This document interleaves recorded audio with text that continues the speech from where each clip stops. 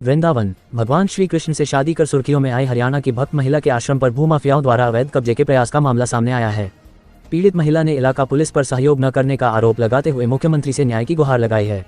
थाना कोतवाली वृंदावन इलाके के सुनर्क बांगर में गीता पब्लिक चैरिटेबल ट्रस्ट के नाम से करीब 1300 गज जमीन पर एक आश्रम और मंदिर बना हुआ है। इसकी देखभाल साध्वी गीता नाम की महिला करती थी, जिनकी मृत्यु बीती 17 जून को हो गई थी। साध्वी की मृत्यु के बाद कुछ ट्रस्टियों द्वारा गलत ढंग से इस जमीन को बेच दिए जाने का आरोप कृष्ण भक्त डॉक्टर सरिता उर्फ लाडली कृष्णप्रिया ने लगाते हुए बताया है कि फरीदाबाद निवासी महेंद्र बंसल द्वारा आश्रम और मंदिर निर्माण के लिए साध्वी गीता के नाम से जमीन खरीदी गई थी। आश्रम के संचालन के लिए ट्रस्ट का गठन कर 30 साल का पट्टा करते हुए ट्रस्ट को सारे अधिकार दिए गए थे, लेकिन साध्वी गीता की मृत्यु के बाद कुछ ट्रस्टियों ने गलत ढंग से आश्रम को बेचने के प्रयास शुरू कर दिए।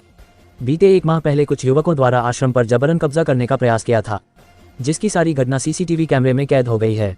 डॉक्टर सरिता का आरोप है कि 1 महीने से अधिक समय होने के बावजूद अभी तक पुलिस द्वारा न तो कोई रिपोर्ट दर्ज की गई है और न ही पूरे मामले की तहकीकात शुरू की गई है। यहाँ पे कब्जा या कुछ भी चीज हो सकती है, तो पुलिस ने अपने बंदों को भी अंदर रखा है, 2 राइफलमैन्स को, उसके बावजूद भी कैमरे बंद कर दिए। ये कहाँ की कानूनी व्यवस्था है?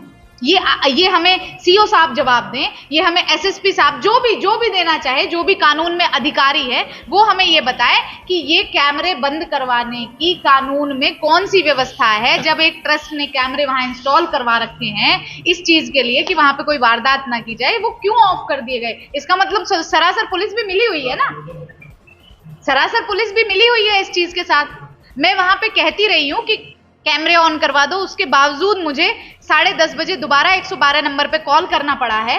फिर उनसे मैंने ये रखा है कि जी हमारे कैमरे ऑन करवा दीजिए, पुलिस के बंदे अंदर है, हमें कोई दिक्कत नहीं है, हमें कोई परेशानी नहीं है, बस इस पे कब्जा नहीं होना चाहिए, क्योंकि कोर्ट में प्रोसेसिंग हो रही है।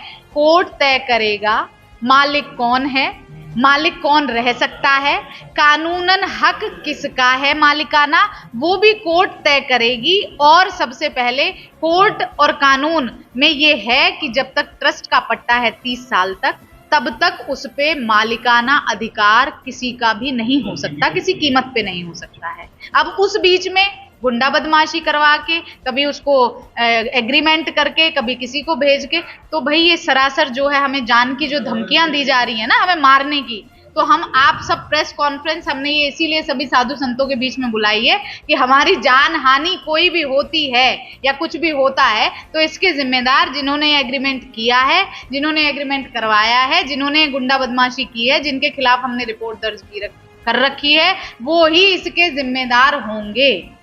ये मैं इस प्रेस कॉन्फ्रेंस के माध्यम से बता देना चाहती हूँ।